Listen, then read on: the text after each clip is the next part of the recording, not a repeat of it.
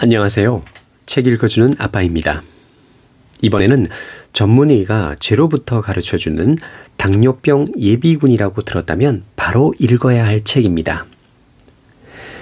60세 이상의 3명 중 1명이 당뇨병입니다. 건강검진의 결과를 다시 한번 살펴보시기 바랍니다. 체중이 늘지 않았습니까? 혈압이 올라가지 않았습니까? 콜레스테롤 수치가 올라가지 않았습니까? 아주 작은 체크가 여러분의 인생을 바꿀 수 있습니다. 지금부터 예방하는 것이 중요합니다. 당뇨병 진단을 받고 나서부터가 아니라 확실하게 예방을 해 주시기 바랍니다. 당뇨병이 되지 않기 위한 극처방 6가지에 대해서 알려드리겠습니다. 첫 번째, 당뇨병은 식생활이 원인입니다. 당뇨병이 되지 않기 위해서 여러분들이 해야 할 것은 단 6가지입니다. 첫 번째, 먼저 간식을 포기하십시오. 과자, 디저트를 포기하는 것입니다. 두 번째, 하루의 적정 칼로리를 알고 계십시오. 세 번째, 메인 식사의 양을 일정하게 해주세요. 흰쌀밥, 빵, 면류가 아닌 현미를 추천합니다. 네 번째, 국 하나, 야채 3종류를 하나의 식탁에 올리고 잘 씹고 맛을 의미하며 드세요. 빨리 식사하는 것은 체중이 늘고 몸에도 좋지 않습니다. 튀김도 피하십시오. 다섯 번째, 샐러드부터 드십시오. 야채를 많이 드셔야 합니다. 여섯 번째, 마시는 것은 물 아니면 차로 2개 중 하나로만 선택하세요. 그 외의 것은 당이 들어갔다고 보시면 됩니다. 그리고 알코올은 하루 1잔이 이상적입니다. 추천은 녹차가 들어간 술, 음료, 와인을 추천합니다. 맥주나 일본 정종은 살이 찌기 쉬우므로 주의해 주세요. 두 번째는 중요한 국 하나, 야채 3종류 이론입니다. 국 하나, 야채 3종류는 무로마치 시대부터 일본 요리의 기본 중의 기본입니다. 밥, 국물, 3가지 반찬을 조합한 식단입니다. 보통 우리들이 섭취하지 않으면 안 되는 3대 영양소는 탄수화물, 단백질, 지방입니다.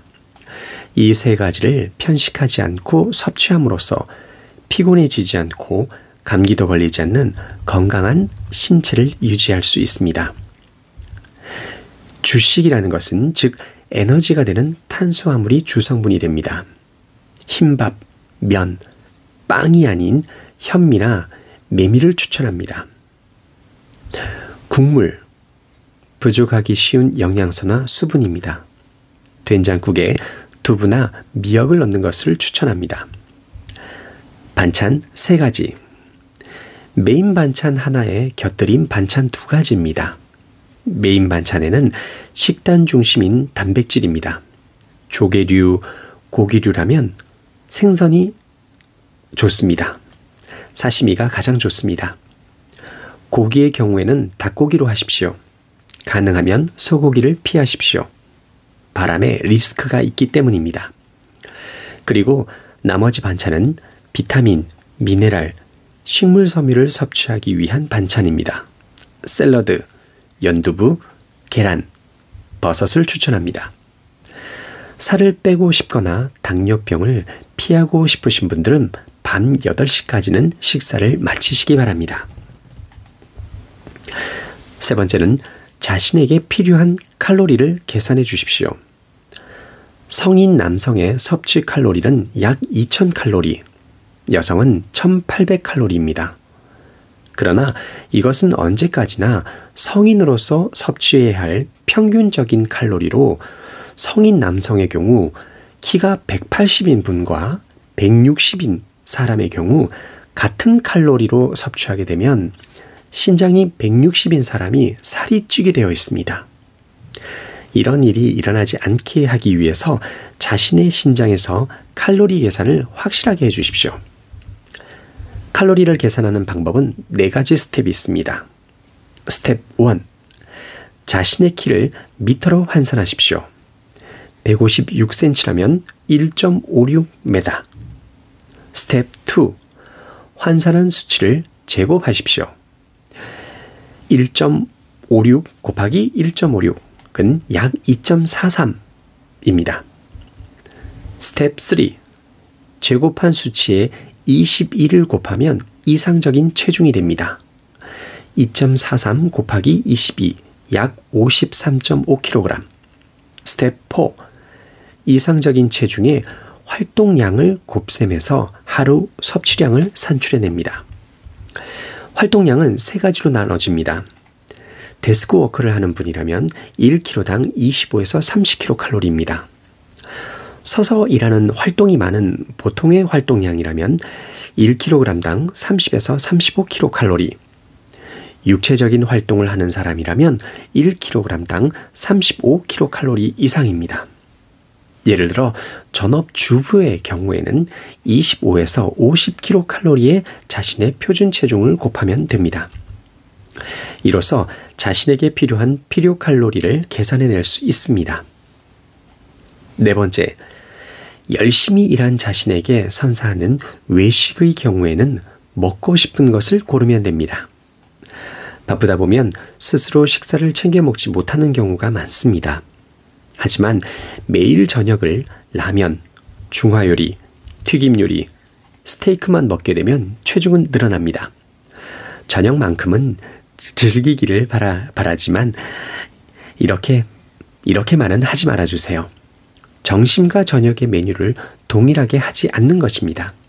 예를 들어 점심을 햄버거 정식을 먹었다면 저녁까지 스테이크를 먹는다면 살이 찌게 됩니다. 점심을 고기를 먹었다면 저녁은 생선으로 하는 겁니다. 밸런스를 생각해 주시기 바랍니다. 외식이 많거나 편의점에 도시락이 많다면 기름뿐 아니라 염분의 과다 섭취도 주의를 해야 합니다.